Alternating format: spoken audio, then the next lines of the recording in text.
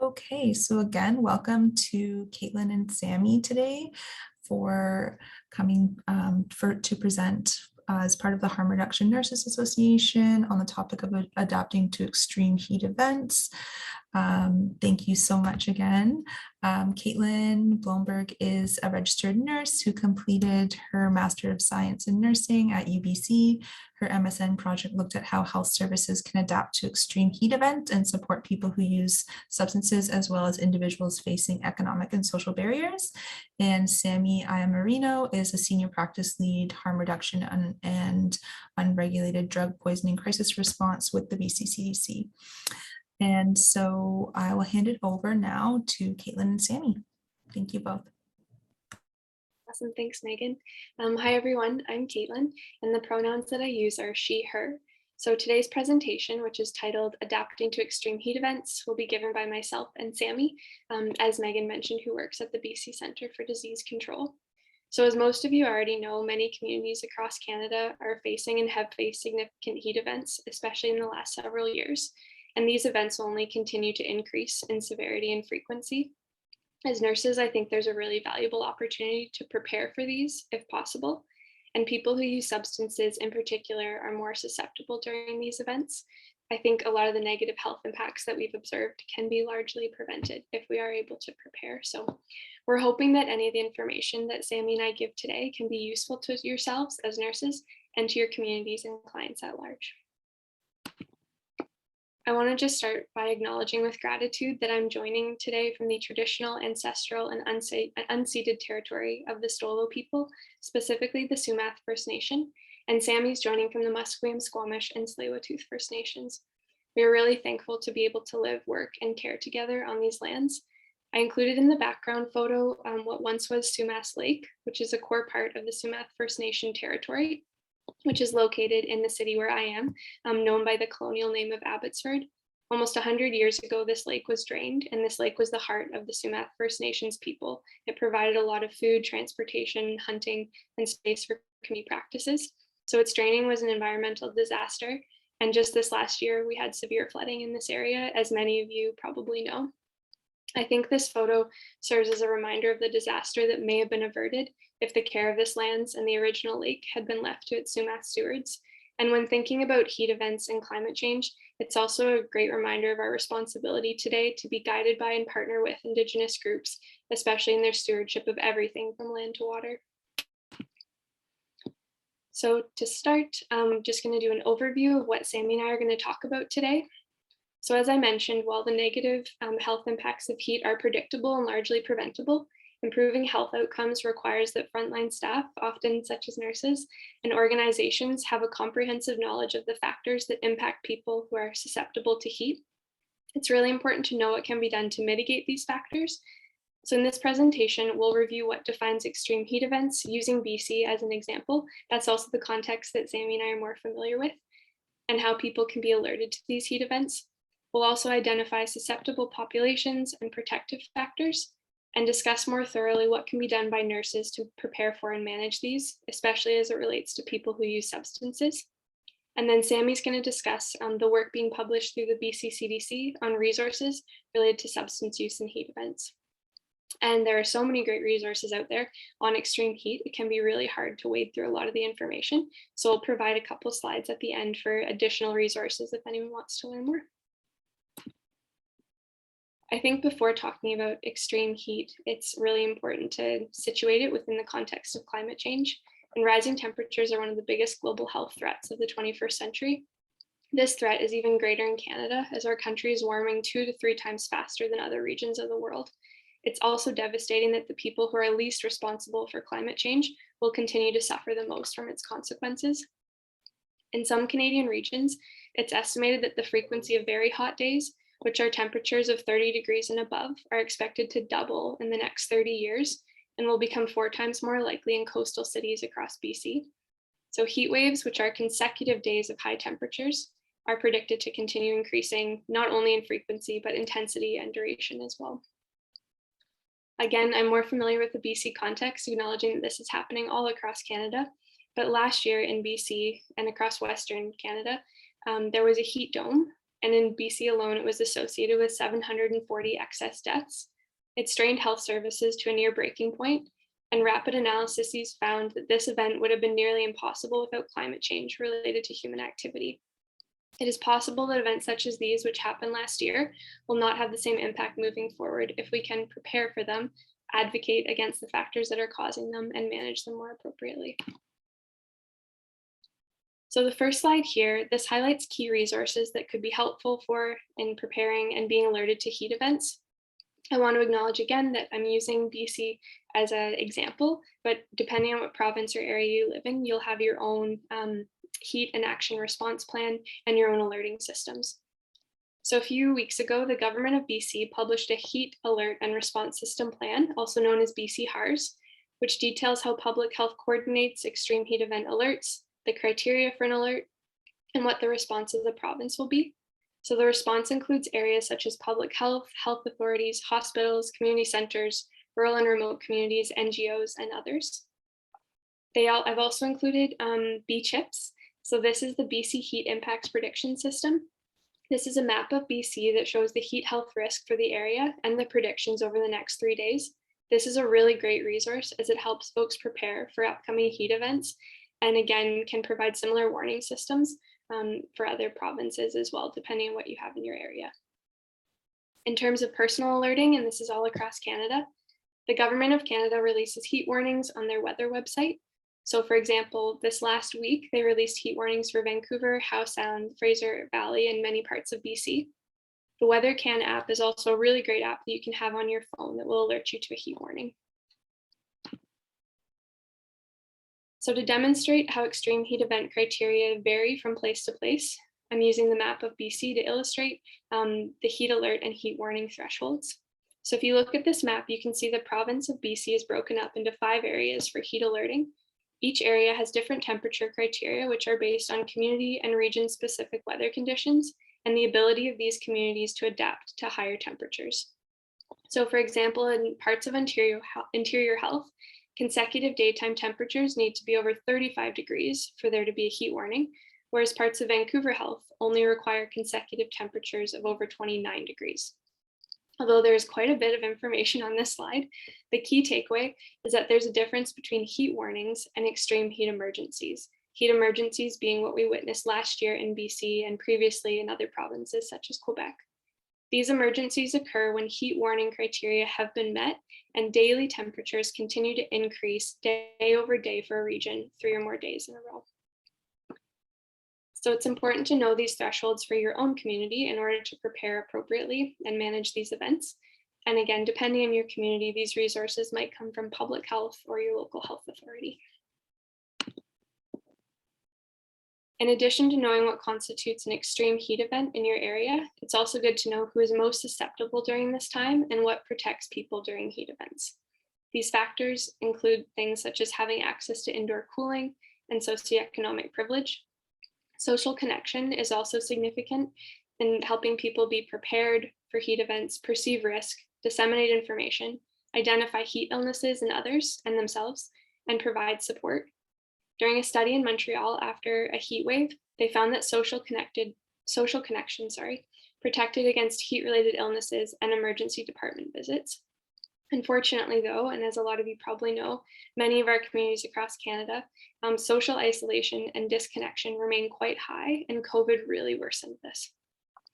Finally, green space, such as being near a tree canopy or nature, and being in care, such as in a hospital or long-term care facility, are protective factors. Beyond protective factors, there are also risks that make people potentially more susceptible during heat waves. In research on heat events across Canada, researchers have identified the following groups as being the most susceptible. So these include people who use substances, adults who are over 60 years old, and folks with chronic illnesses such as heart disease, diabetes, and respiratory disease. Individuals with mental health challenges are also increasingly at risk. A study in BC from the last heat wave found that individuals with schizophrenia specifically had a 4 times higher risk of mortality during the heat event. People with social and material deprivation and limited mobility are also at an increased risk. And finally, particular medications such as antipsychotics, antidepressants, and diuretics can increase heat-related illnesses. So I want to talk more specifically about people who use substances. There are several factors that increase someone's susceptibility during heat events, and some of the primary concerns include a correlation between heat events and increased overdoses, as observed mostly from research in the States. It's also known that opioids, sympathomimetics, and alcohol all lead indirectly or directly to dehydration. During heat events, there may also be supply disruption. So what this means is that people may not be able to physically tolerate the heat, which can prevent them from accessing substance use supplies, prescriptions, or their substance of choice. If possible, to try to prevent this from happening, securing additional supplies and substances in preparation for a heat event could avoid some of these disruptions. As a result of someone not being able to access their substance of choice, they may also experience withdrawal. Withdrawal in particular may be life-threatening due to the risk of seizures, which can be worsened by heat stress. And withdrawals is not only incredibly painful during normal temperatures, but during a heat event, symptoms such as vomiting and diarrhea only worsen dehydration and health outcomes. After the heat event last year, one of the critical things that the environmental scientists found was that people died not necessarily because it was too hot outside, but 96% of folks who died were indoors. It was too hot in indoor environments. Heat gets trapped indoors throughout the day, and temperatures can build over consecutive hot days. Many Canadian homes are unfortunately built to retain heat. This is unfortunate during the summer time, but it's really great in the winter, and I'm thankful for that. If possible, it's best for folks to have a way of measuring temperatures indoors, particularly if they're working or living with susceptible populations, such as the groups that we previously mentioned. The criteria that are used to help identify when susceptible individuals need to be moved is that indoor temperatures of 26 degrees and lower are considered safe, 26 to 31 degrees may pose a risk, and temperatures over 31 degrees for a sustained period of time may mean that susceptible individuals need to be relocated. This can be a significant risk to their health. So I use the thermometer on the side. 26 or lower, safe, 26 to 31 potential risk. And for susceptible people over 31 degrees, we recommend relocating folks again where possible, knowing that there are a lot of barriers to relocation.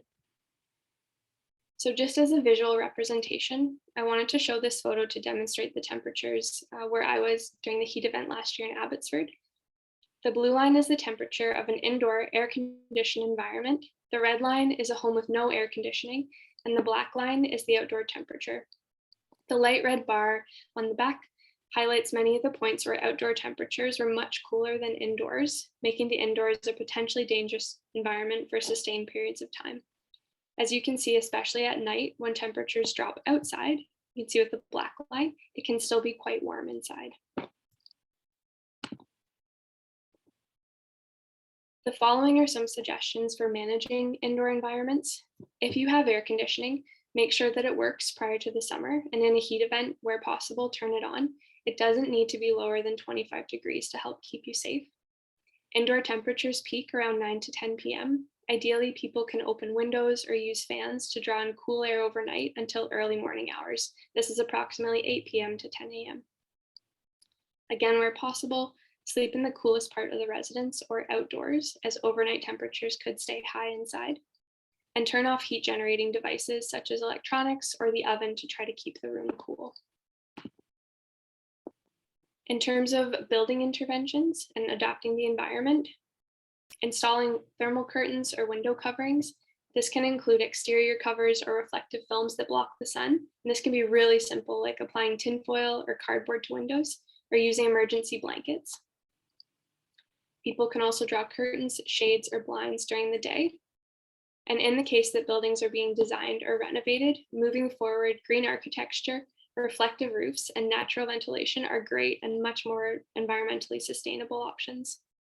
Another wonderful resource that I was introduced by someone on Vancouver Island is swamp coolers. So these are very simple to build. They need about $30 worth of materials. They're actually just made from styrofoam cooler. and they serve as cheaper and more accessible AC units. So BC Housing currently uses them in some of their locations, and links on how to build them are here in the slides if anyone's interested.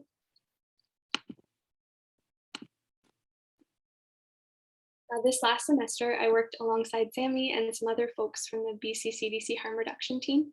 And through that, we developed the extreme heat kit, which Sammy will talk more about the process behind its development later. This kit is designed mainly for nurses and other providers working in a community outreach context. Ideally, community nurses and organizations could have these kits organized at the beginning of the summer in preparation for hot weather. While everything else can be prepared in advance, I want to acknowledge that the rehydration solution would need to be prepared just before or during a heat event, as it's only good for up to 3 days in the fridge. I won't go through it extensively, but resources in these kits could include things such as bottled water, cups, and reusable water bottles, the rehydration solution, basins or water jugs, ice packs, and ice. Towels, they're really great for quickly cooling the body, and smaller wet towels can be kept in the fridge or freezer. Misting bottles, these can be filled with ice water or water and used in conjunction with fans. Sunscreen should be SPF 15 or higher, but preferably higher, 30, 45. Having thermometers in these kits. So this is not only body temperature thermometers, but indoor temperature thermometers too. Clothing, where possible, should be light colored, lightweight, and breathable. And having take-home naloxone kits in these extreme heat kits as well. As I mentioned, there's an increased risk of overdoses during heat events, so these kits are great to include. And finally, reflective window covers. These can be used for community centers, clinics, or clients' homes.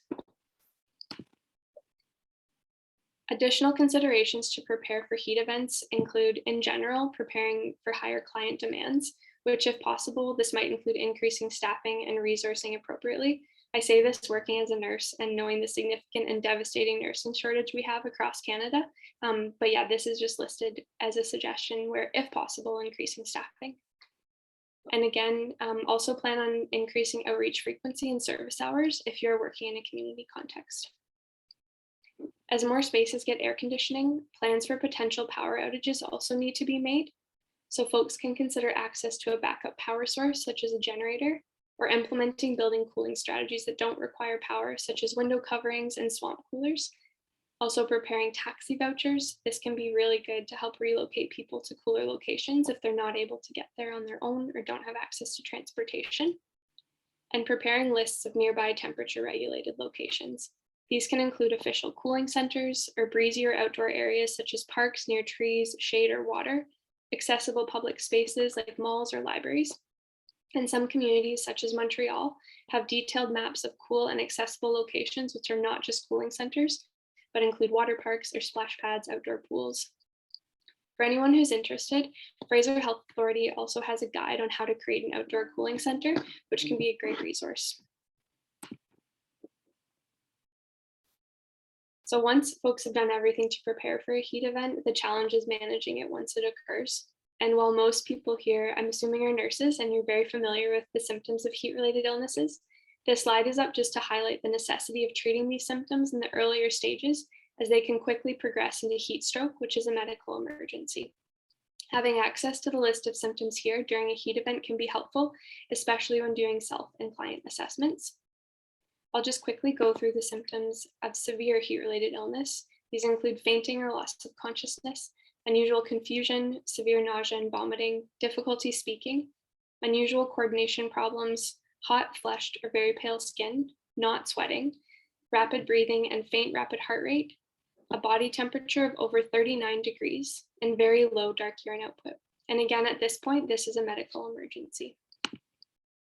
In order to treat severe heat illness, immediately call 911. Try to reduce the core body temperature. This includes strategies such as removing excess clothing, lying the individual on their back or in a semi-upright position, immersing them in ice bath or cold water, or applying cool water, wet towels, or ice packs to the body.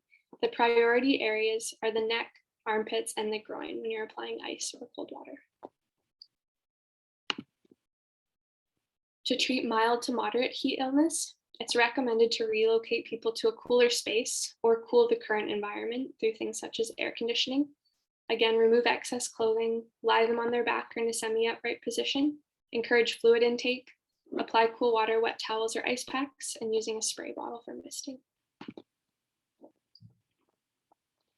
So there's been some confusion around fan use, so I did want to talk about that when we discuss personal interventions. And listed here is the most up-to-date guidance from Health Canada. Their recommendations around fan use include not relying on fans alone during extreme heat events. Fans can be used if the room temperature is below 35 degrees, and ideally using fans with skin wetting measures, such as a misting spray. Other personal interventions can include limb immersion, soaking legs and/or arms in ice or cold water, taking more cold showers, and avoiding heat-generating activities such as cooking or physical activity. An amazing resource that can support people in managing heat events is the guide developed by the National Collaborating Centre for Environmental Health and a heat stress research group from the University of Ottawa. So this guide, which I have linked below, titled Health Checks During Extreme Heat Events, is a tool to guide people in knowing who is most at risk, how to recognize heat-related illness, and what to do in these situations. To start way before the first heat event of the year, ideally in the spring, nurses and organizations can prepare lists of clients who are potentially more susceptible to extreme heat and use these lists to guide their check-ins during heat events. These check-ins can be either in-person or remote, but in-person checks are preferred.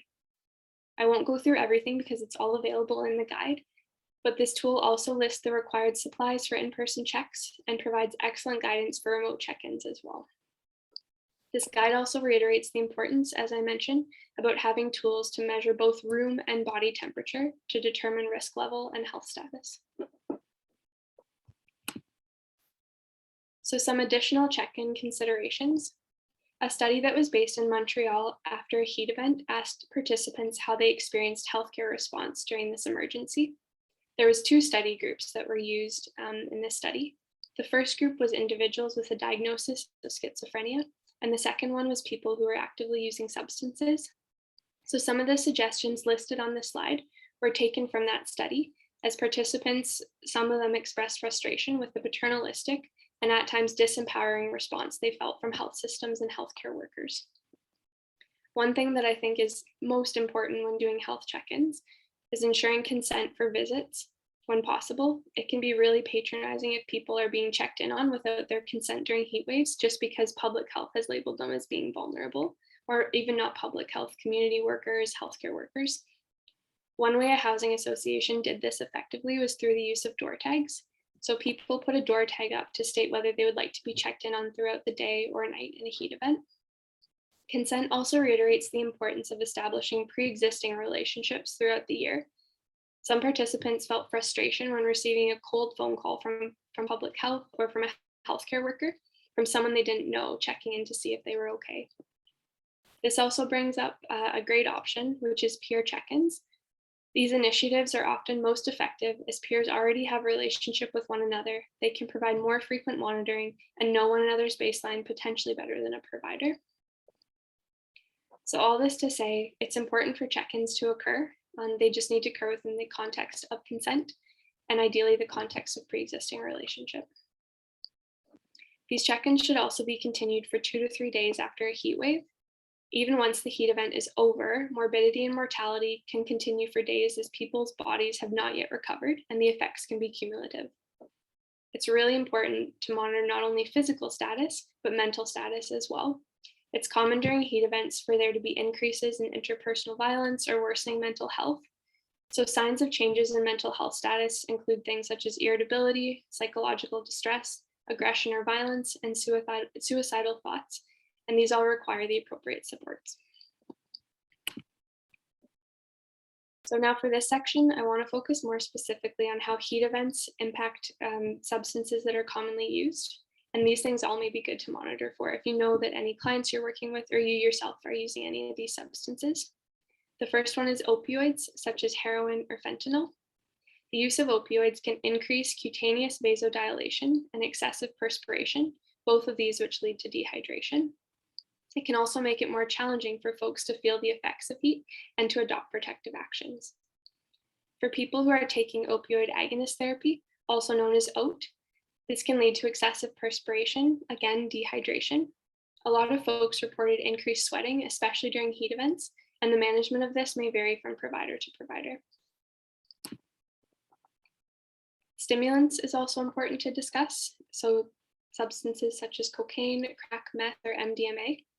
Vasoconstriction and decreased blood flow to the cutaneous layer of the skin result in reduced body heat loss. Additionally, increased muscular activity through agitation results in elevated body temperature. Through both of these mechanisms, core body temperature is increased and individuals are limited in their ability to thermoregulate effectively. As for alcohol, alcohol use results in increased cutaneous vasodilation and excessive perspiration, again, potentially leading to dehydration. And alcohol is a really powerful diuretic and can result in increased urine output. So again, dehydration.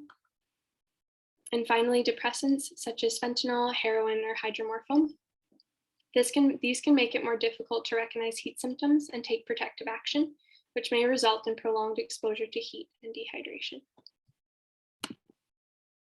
So considerations for substance use. Some suggestions include increasing fluid intake prior to and after using substances. As you saw, many of these lead to dehydration, which can be mitigated with rehydration. Dehydration increases the risk of an overdose, and for some drugs, it can also increase drug toxicity. If possible, remain in a cool, shaded area while using. Again, if possible, use with a buddy.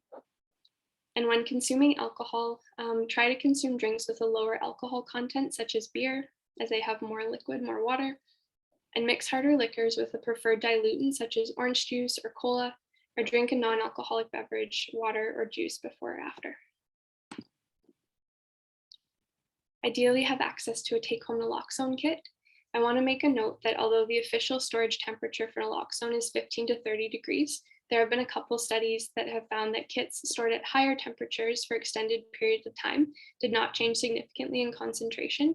So if you have a kit, and even if it has been warm, it still is likely better to use that when possible than to not use your naloxone. For daily witness ingestion medications, such as methadone or Suboxone, if possible, check with a provider to find out more about the potential for extended carries before, during, and shortly after heat events, as it may be more challenging to safely get to a daily witness location. Due to stigma, social barriers, and the significant financial challenges around accessing one's substance of choice, there's the potential that some people who use substances may also not have consistent and accessible housing, and they may be living outdoors. So recommendations for any folks who are living outdoors during a heat event: if possible, limit physical activity, especially more strenuous kinds. Find shaded areas while resting or shaded paths while walking. Don't wait until you're thirsty to drink. Fluids can include water, juices, or flavored water. Clothing, as we previously mentioned, dress in loose, lightweight, and light-colored clothing. Cover as much skin as possible, especially if in the direct sun. Wear a wide-brim hat, sunglasses, and sunscreen. And for food, try to avoid consuming foods that may spoil in the heat. They found during heat events that people were more likely to get sick from food poisoning without having effective ways to keep the food cool. For any folks who are living in tents during heat events, if possible, use a lighter colored tent with more mesh. Take apart the tent during the day, as tents, similar to Canadian homes, trap heat. If you need to use a tent during the day, remove the tent fly, set it up in the shade. If there's a breeze, face the tent opening towards that breeze. And if there's no shade, you can set up a tarp or reflective blanket to reflect the sun's rays that should be above the tent by at least 12 inches. Temperatures can stay high overnight, even outdoors when it is cooler, so try to avoid warm sleeping conditions such as using a sleeping bag. For folks experiencing mental health challenges, there may also be an increase for heat-related illnesses, and there are 3 reasons for this that I wanted to discuss. The first may be that they have an underlying physical pathology associated with the mental health challenge. For example, for folks who have schizophrenia, there may be dysfunction of thermoregulation. Second, they may be more vulnerable to the effects of their prescribed psychiatric medications, such as antipsychotics, which can result in hypothermia and electrolyte imbalances. And thirdly, the physical or mental impairment associated with the mental health challenge may affect one's ability to cope and adapt to changes in temperature. For example, people may not be aware that they are overheating or dehydrated and might not take steps to do things such as remove heavy clothing or drink more water. For all of these reasons, it's important that providers give information when appropriate and applicable to clients who are using substances, living outdoors, and/or who are experiencing mental health challenges.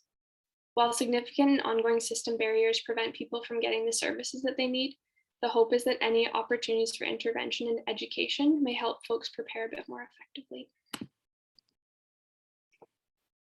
So for medications, these recommendations are for providers specifically, but the relationship between drugs, heat exposure, and morbidity has been demonstrated, and various medications are known to interfere with the body's thermoregulatory mechanisms, making people more likely to experience heat illnesses.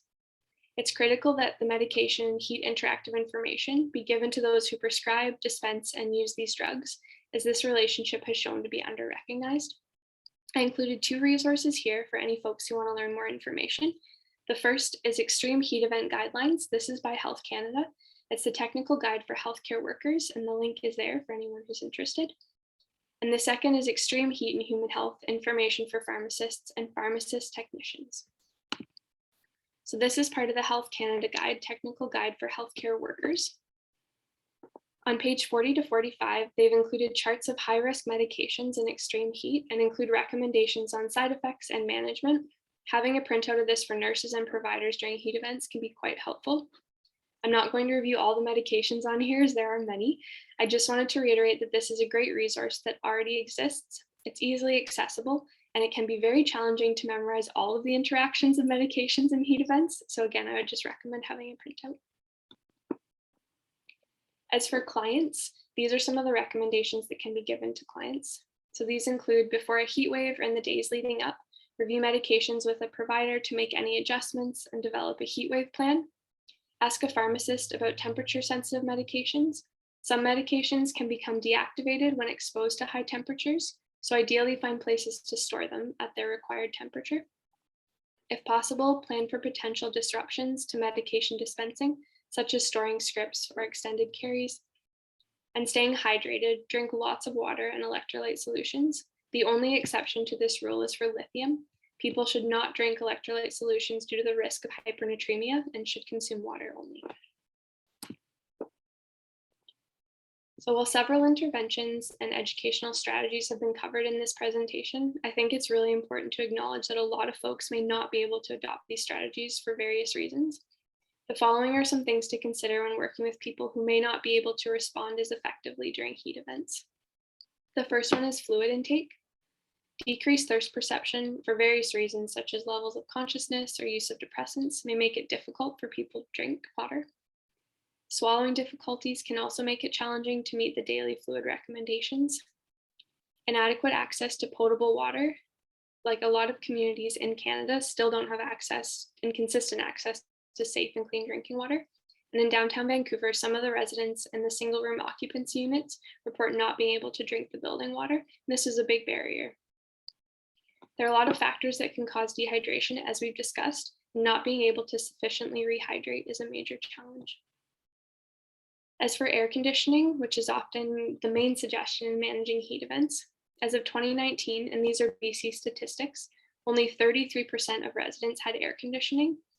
AC use, unfortunately, also has significant environmental consequences, both in the short and long term. In urban areas especially, using AC units can increase outdoor temperatures due to the heat released and further contributing to the heat island effect. If people turn their AC units too low, as in their places are too cool, this can also limit their ability to acclimatize in the long term. And the financial cost not only to purchase these units, but to run them is a huge barrier.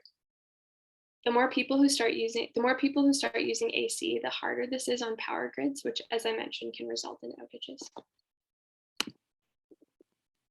For many areas, a common public health intervention has included making cooling centers more accessible. However, these were found to be underused during heat events for various reasons, particularly by the people who could have benefited from a cool area the most.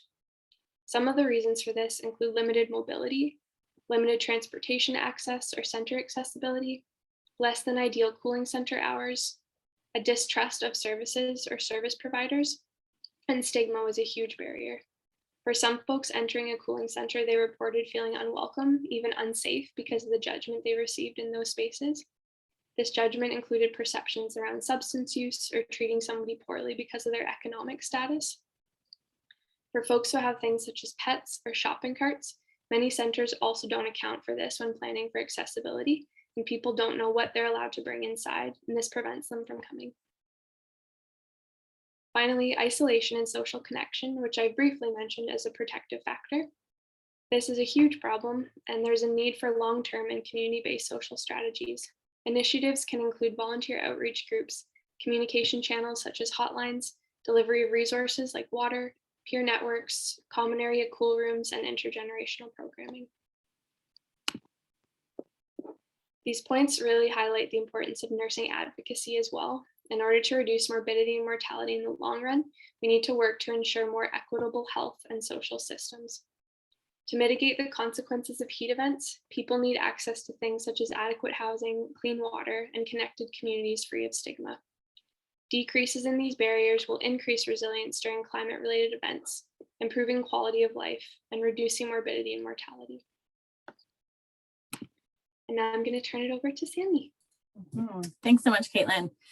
So my name's Sammy, and I am a senior practice lead of harm reduction and the unregulated drug poisoning crisis response. And so just acknowledging that Kaitlin has done a ton of work on this, and so she came to work with us this year and helped to develop these resources really based on this information she just presented. So last year in BC, there was quite a significant heat event. So the heat dome that resulted in over, I think around almost 700 people who died. And the coroner's report or the death review recommendations saw that a huge number of people who died in BC had substance use disorder and coexisting mental illness. So something that our community members saw was just a huge gap in services and a lot of need for more support for people who use substances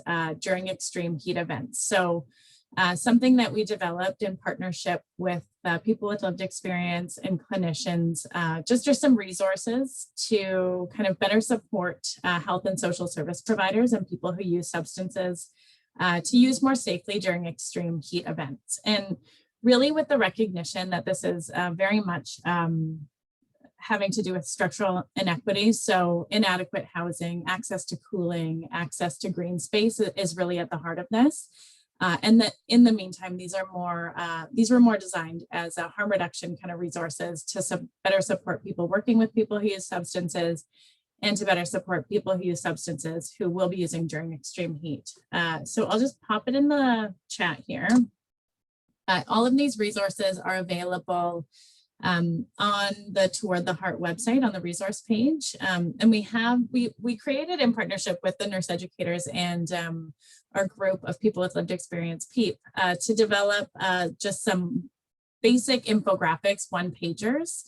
And then these were kind of distributed widely across the province and used by a number of different health and social service agencies. So I was recently at an OPS and some of the how to use substances more safely was popped up there. So some of the resources, were more geared toward health and social service providers and basically about tips on how to prepare for extreme heat. So making sure that you have thermometers on hand and that you have extreme heat kits and that you checked your air conditioning and that, you have some communal spaces to make for people.